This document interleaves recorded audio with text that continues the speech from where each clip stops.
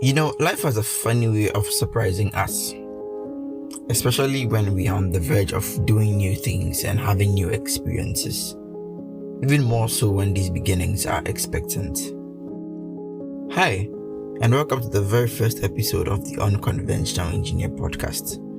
I'm David, but folks call me KG, and today's episode is titled Perfection Begat Unrealism. Sounds poetic, I know. Let's get into the episode. Sometime in the past, I took on a project that was incredibly challenging. Now, challenging is an understatement because it was completely new territory for me. I didn't understand the project's core principles and I had to learn and unlearn in a short period of time. Unfortunately for me, I tend to set high standards for myself in whatever I do. So you can imagine the goals and objectives I set for myself when I learned of the exciting outcomes I could achieve with the project. For me, it was a literal goldmine of possibilities. As is often the case with any journey, there were days that felt like a soaring success and others that left me feeling utterly defeated. Before I continue, let me shatter the illusion. Full disclaimer, this isn't a success story. In the end, I couldn't achieve the ultimate goal I initially set up for myself, but this is a great example on how we as high-achieving or aspiring high-achieving individuals tend to sometimes create unrealistic situations in our pursuit of perfection. Let's take a step back and understand the concept of unrealism and perfection. Unrealism at its core is essentially the absence of realism. It's about conjuring up scenarios that are wildly impractical and improbable. Simply put, they are unrealistic. Perfection isn't all that different. It's the process of refining something until it's deemed flawless, where the definition of flawless varies from person to person. Now here's where it gets interesting. There exists a thin line that separates unrealism from perfection. I think we can all agree that chasing perfection can sometimes lead to unrealism. Now why is that? It's because in as much as the pursuit of perfection keeps us striving and pushing our boundaries, it can also trigger an overflow of enthusiasm. And when we set overly ambitious goals and fall short, that excitement can turn into frustration and discontentment, which may or may not cause everything to come crashing down. Fantastic. Now that we're on the same page about unrealism and perfection, let's return to the backstory. Before I made any significant headway with the project, I was already bursting with enthusiasm to kick things off. It felt like a fresh start. In fact, it was. And I was filled with anticipation because it was very different from my usual routine. Now, a little tidbit about me. I like to call it shiny new thing syndrome. Or others might label it as an extremely mild case of ADHD. You see, I have a tendency to get easily bored with repetitive and mentally unstimulating work. Because of this, I often find myself jumping from one thing to another, sometimes without even completing the previous endeavor. I know, that isn't a good thing, but hear me out. Starting this project was a breath of fresh air for me.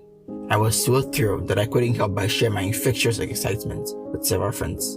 And to my delight, they caught the enthusiasm back too, and everyone was rooting for me and looking forward to the project. Can you see where this is going? Fast forward a couple of months and I had diligently delved into the project.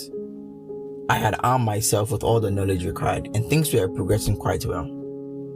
Sure, there were occasional setbacks, but I brushed them off with confidence.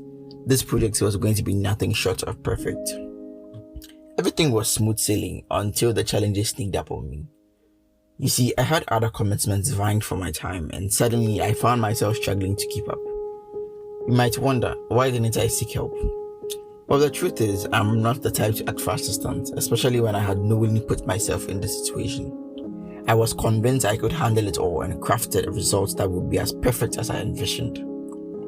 However, this is where the narrative takes a dark turn. At this point, you could say I was being unrealistic or perhaps even a bit delusional. I was fixated on the possibilities and the end result I had in mind, while neglecting to acknowledge the demanding journey that lay ahead. The road to those possibilities required nothing short of pure hard work and unwavering determination, considering the fact that I was just a beginner in the concepts the project was built on. I couldn't fully commit to doing the work due to time constraints and other obligations. Because of this, the promise of a remarkable outcome slowly morphed into a living nightmare as deadlines loomed closer. I began to experience a creeping sense of depression and discontent with myself, dreading every moment I had to work on the project. At this point, I just wanted to finish up and liberate myself from the complex emotions that had gripped me. Eventually, I completed the project by settling for less, but I was not able to meet my initial goals and objectives. You see, there's nothing wrong with pursuing perfection. In fact, I could argue that striving for perfection often keeps us on our toes and compels us to be the best versions of ourselves. Depending on your personality, striving for perfection can actually be the right catalyst for your progress and personal growth. However, there's a crucial distinction we must be mindful of. That is a thin line between genuinely striving for perfection and slipping onto unrealism. It may sound simple, but this transition is deceptively difficult to notice, particularly for folks like me. Recognizing the distinction between striving for perfection and embracing unrealistic expectations is crucial, because this awareness is the key to striking a healthy balance and ensuring that our pursuit of perfection fuels our continuous improvement and growth.